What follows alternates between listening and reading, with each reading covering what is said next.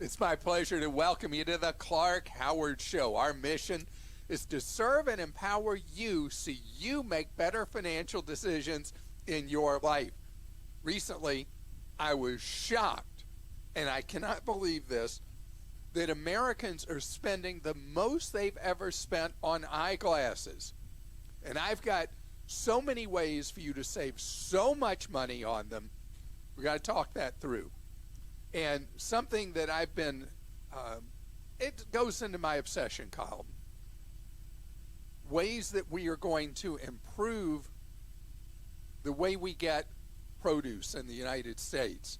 It's happening more and more, starting with an experimental farm years ago. I'm going to fill you in on something really, really positive. When you think about the supply chain disruptions, I think you'll really appreciate what I'm going to share with you later. So I'm a Four Eyes, and the number of Americans that are Four Eyes is ginormous because of maybe all the screen time we spend, all the things we're looking at. Best guess, somewhere close to 165, 170 million of us wear glasses. You wear contacts? I used to, but I had LASIK. And now you see I don't perfectly? have to wear anything. Yes, it's amazing. I knew there was something about you that really, I could find something that annoyed me. And finally I do, that you don't have to wear these things. Because I've been wearing glasses since I was 4 or 5 years old. I know there are people who think I'm such a nerd that I probably was born with glasses on my face. Not true. But, I didn't say I wasn't a nerd. I just said, not true that I came out of the womb with glasses on. I'm proudly a nerd, for sure. I am. Well, this is just so weird because the eyeglass industry is dominated by an international cartel called Luxottica, which I think is out of Belgium, maybe. And they have cornered so many of the frames, the lens grinding. They have bought up a lot of the chains. So you could go to several different places to shop for glasses, and they'd all be expensive, and you wouldn't realize that behind the curtain, they're all owned by Luxottica. And I saw a story by David Lazarus, who wrote one a few years ago about this. He's the financial columnist with the Los Angeles Times. He was talking about what people are paying for frames, what they're paying for lenses, what they're paying total. And it's absolutely beyond imagination because we have an industry that technology has made it possible for you to get glasses. The cheapest prescription glasses have pretty much ever been. At the same time that the average person being lured in by all the advertising is paying the most they've ever paid for glasses. So you absolutely right now can go buy glasses if you wear, I wear progressive lenses, but if you wear single vision frames and lenses, you can buy prescription glasses any day of the week. Total cost $15 more or less. 15. That includes the frames. That includes your lenses. That includes the delivery. $15. But people spend a fortune. David Lazarus figured out that his prescription, the markup on it was 996%. 996%. And he just can't believe what we're up to. So Luxottica controls these frame brands by his research: Armani, Brooks Brothers, Burberry, Chanel, Coach, Oakley, Oliver Peoples, Polo, and Ray-Ban. So they also control a lot of the big brand name lenses. I didn't know there were brand name lenses, but they control that as well. They also own or operate Lens Crafters, Pearl Vision, Sunglass Hut, Target Optical, iBuy Direct, and Frames Direct. iBuy Direct, interesting about that, that started its life as one of the deep discounters, and now it's owned or controlled by them. So what you need to know is that there is this wide gulf with people that are offering very inexpensive glasses, like Zenni that I've talked about for years. And by the way, Consumer Reports gives Zenni, Zenni, optical.com, one of their highest ratings for customer service, which is funny because years ago when I first started talking about Zenni, their customer service was true customer no service. You were getting a good price and a good deal as long as everything worked right. But if you had a problem, forget it. That seems to no longer be the case. There's also another discounter that people seem to like called Glasses USA.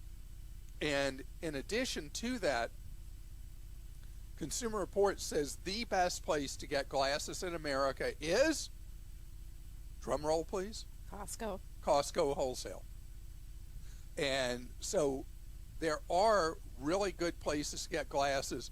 And when I walk the dogs, I walk by this beautiful eyeglass place that started out online only and now has opened up strategically retail stores around the country. Warby Parker.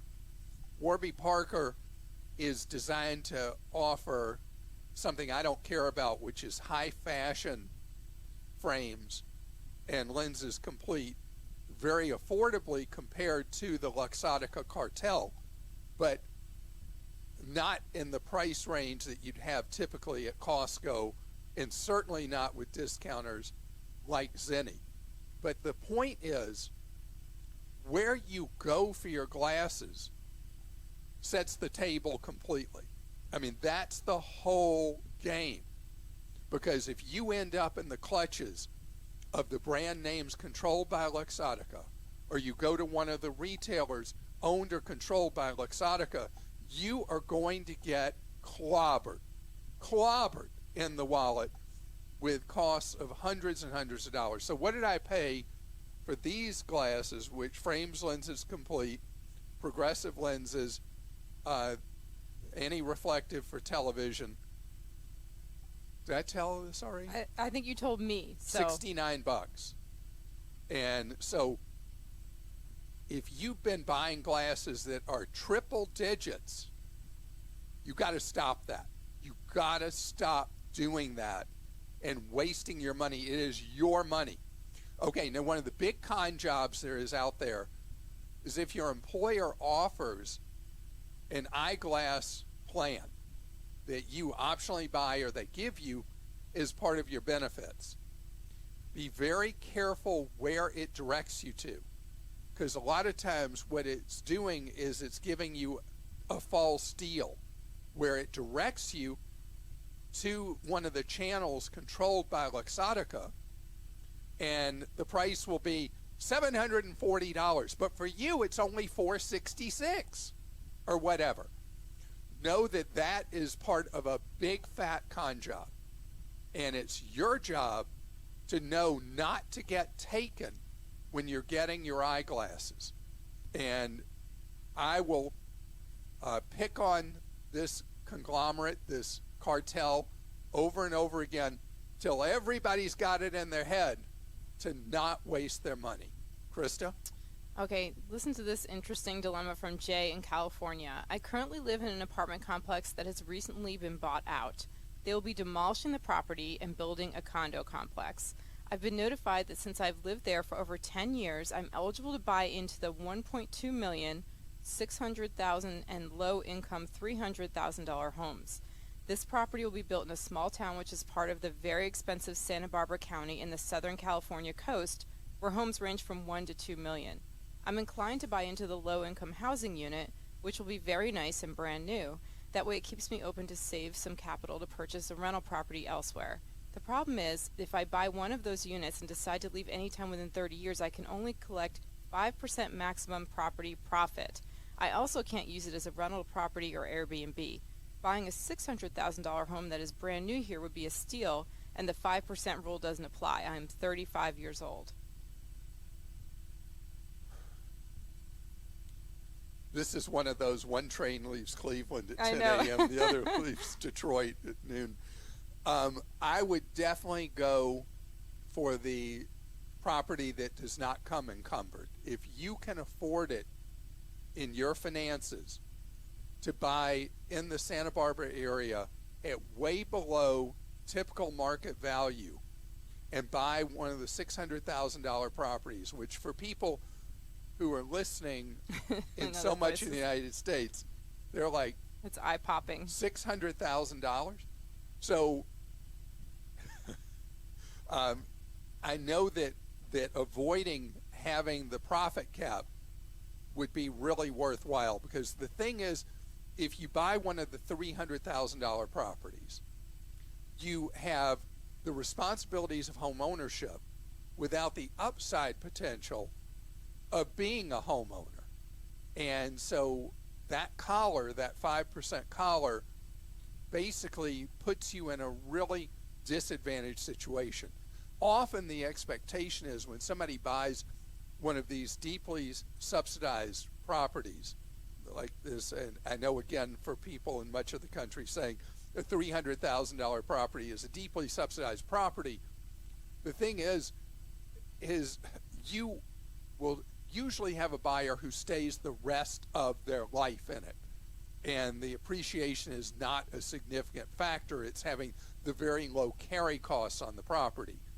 That doesn't seem to be your situation as you describe it, and that's why of the puzzle, the 1.2 million, the 600K, and the 300K, in your scenario, the 600K does seem to me to make the most sense at 35 years old.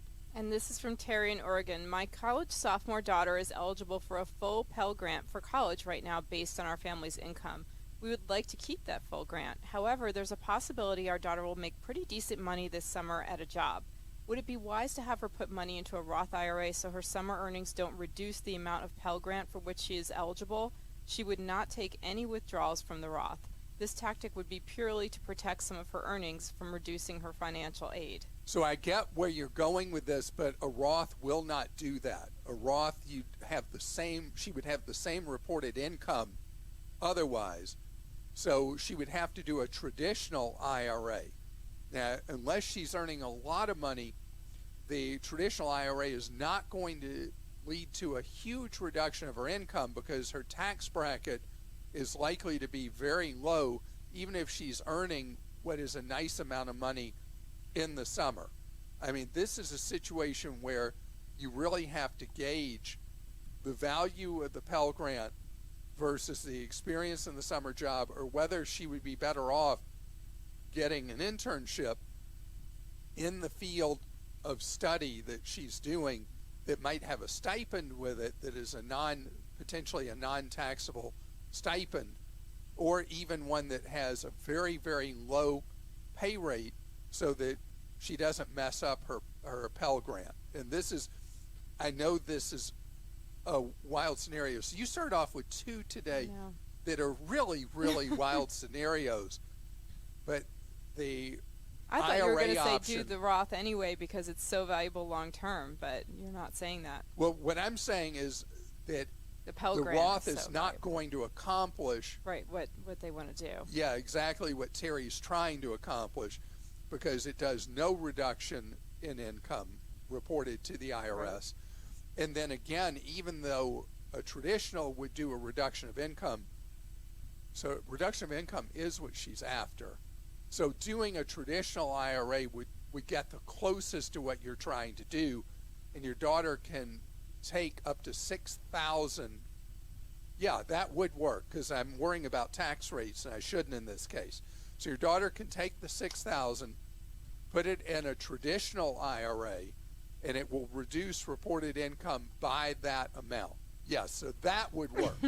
We made it all the way around. And then she'll have an the IRA barn. for the rest of her life. She'll have an IRA, and then when the Pell Grant's no longer an issue and before she's earning big bucks, she can go through the conversion process and then pay the tax for converting that traditional to a Roth before she's out of her early 20s. We got this whole thing figured out now. Love it. So straight ahead, you may or may not have heard about something that first started in the labs, vertical farming. I'm going to tell you why it's such a big deal to me and why it's really great for the earth and for our wallets straight ahead. So I know this seems so out of my area of interest, but I've been fascinated since I first read more than a generation ago about a concept of growing vegetables and fruits in a factory. And when that first came about, it was like, what?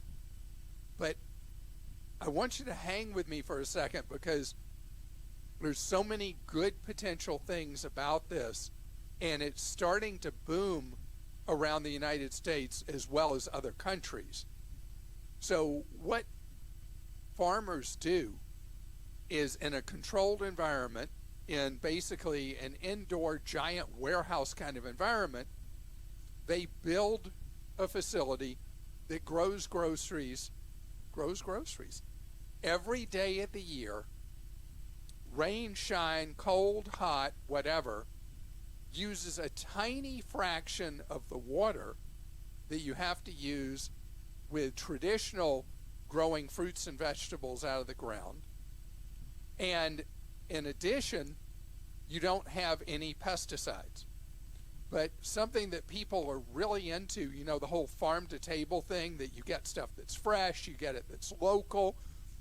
You can locate these big growing warehouses right in the midst of the most congested urban areas in the world. And you think about all the farmland being gobbled up in the United States by suburban sprawl and former farms that you used to drive by when you were a kid or whatever, now they're neighborhoods. Well, precious land is, you know, it's a commodity that we have a lot of in certain parts of the country, but then you have enormous transportation costs and time involved. In addition, we get a lot of our fruits and vegetables from wherever in the world. If you go into a lot of supermarkets and you take time to look at the fruits or vegetables, they say what country they've come from. Do you ever notice that, Yes, Christa? I Because do. you're a big produce person. Where are you seeing stuff come from right now? Mexico is where a lot of the things I've bought recently have come from. So how would you feel if they came from 10 miles from your home? I'd be happier. I would like that. It'd be fresher. And so this is something that's a win all the way around, from energy standpoint, water, transportation costs, the pesticide issue that I mentioned.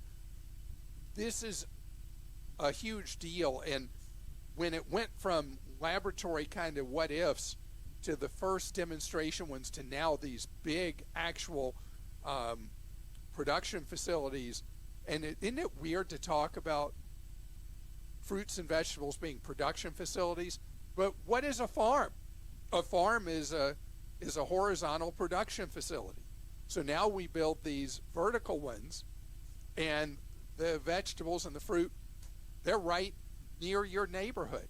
And there's nothing like, I love tomatoes, which I always think of as a vegetable, but I'm told is a fruit, whatever. Anyway, I love tomatoes, and when you have a fresh, out of the ground tomato, there's nothing like it. Tastes totally different. Yeah, it's really, really great. And this is something we're going to be able to replicate all over the world. So I don't know if you've heard of this. Sorry to interrupt. Go but ahead. I just bought some lettuce yesterday, and I looked on it and it said it was grown in a solar tunnel. Is that a new one on you? I have no idea what Okay, a solar sorry. tunnel is. That's for the next show. We'll talk about that. But anyway, this is happening all over the country. There's a big one in Dallas. There's a big one in Atlanta. There's a big one between Washington and Baltimore. There's a huge one in Kentucky. I'm trying to remember where in Kentucky it is. And this is such a fantastic, this is not a movement. This is not an environmental thing, although it has environmental spinoffs. This is about people trying to make money, and it's a great way for them to make money. You think about the disruptions we're having from flooding and from droughts and from all the weather disruptions we're having, you control that in one of these indoor environments. And I know that there are people that are traditionalists who are going to think I have lost my mind. But the idea of the business model is to be able to serve tens of millions of people, typically within 150 miles of where the farm is, the high-rise farm.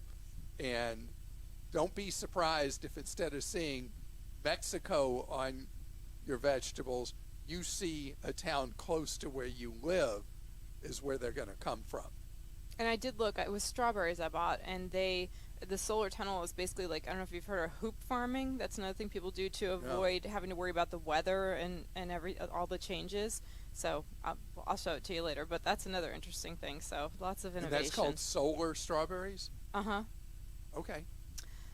This is from Matthew in Michigan. We have seen an increase in used car prices and some instances of new cars going well above sticker. Once the chip shortage eases, will we see a flood of new and used vehicles buyers upside down?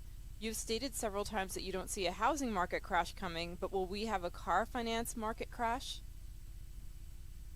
All right, I don't want to be an alarmist, Matthew, but you must have studied economics because, yes, that is likely to be what they refer to as a tail risk of what we've been through with the inflated new and used vehicle prices. And then you throw into the mix the ultra long loans people are taking out. People are going to be married to whatever vehicle they buy in today's inflated price environment. And that is a reality. This is not a bubble. This is true market forces going on with the price of new and used cars. And when prices normalize, and nobody knows how many months that is, but it's a trend line that will certainly resolve itself. And this one is all about the chips, as you may know, and not potato chips. And so, yes, people will be frightfully upside down in their vehicles who are buying at these inflated prices today. This is from Dave in Alabama. My wife, who passed away recently, Oh, I'm sorry. Sorry, Dave, had opened up an account with a retailer in my name and failed to live up to her obligation to pay. I was unaware that she had opened the account until I started getting calls when the payment was past due. When I got the calls, I would remind my wife to pay the bill, and everything was fine, but for some reason she just quit paying the bill, and she must have thrown out any collection letters she received. Now I'm being sued by the retailer for the amount she owed. In court, I cannot prove she did this, but it is what happened, and since she has passed away, there's no way of her making good on what she owes. My question is there any way I can dispute this debt even though it's in my name and I have no way of proving I did not open the account? This is a terrible, terrible situation. First, you lose your wife. And second, she did something not good. She put your name down as the borrower instead of her own. So you knew it while she was still living because the bills would come. That was the point that typically you would be expected to dispute that you ever took out such a debt. The problem in families is that when you do that, you then put that individual in a position where they've done a criminal act. They've committed a fraudulent act. By you're just saying, hey, honey, you got to pay this, whatever. You essentially acquiesced in what she was up to, and you are in a position where you are almost completely guilty. There's no way truly to prove your innocence at this point.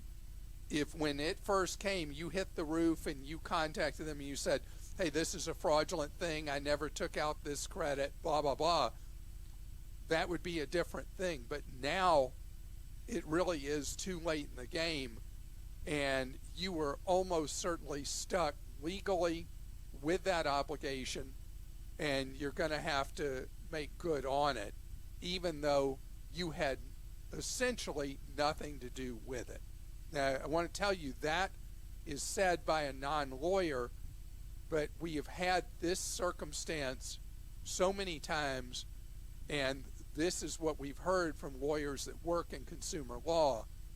And this is an important thing for you to know. If any family member, a kid, a parent, a sibling, a spouse, anybody falsely applies for credit as if they're you have an obligation to immediately protest that is not your debt. If you acquiesce in it, because the individual is a family member, even if they're a friend, and you just go along, you may resent it, but you go along, you ultimately make it almost impossible to relieve yourself of the obligation. This is from Kevin in Louisiana. I'm a CFP and listen to your podcast every day. Is Max My Interest a safe way to use online banks? I can't find any reason not to use this for maximizing interest and managing FDIC insurance limits. So, Kevin, thank you for your question. And for those of you who are not aware of Max My Interest, it is another version of CDARS, a competitor basically of CDARS.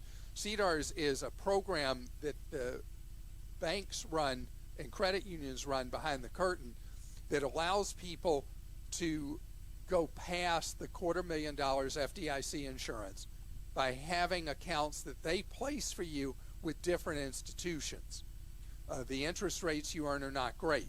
This is a different business model. This is a non-bank that takes your money and they are the ones that place it out for you at the places paying the highest interest and are able to cover way beyond the FDIC insured max.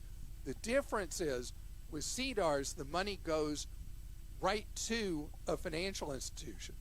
In the Maximize My Interest situation, you're giving the money to a marketing company, not a bank, that itself does not have FDIC insurance.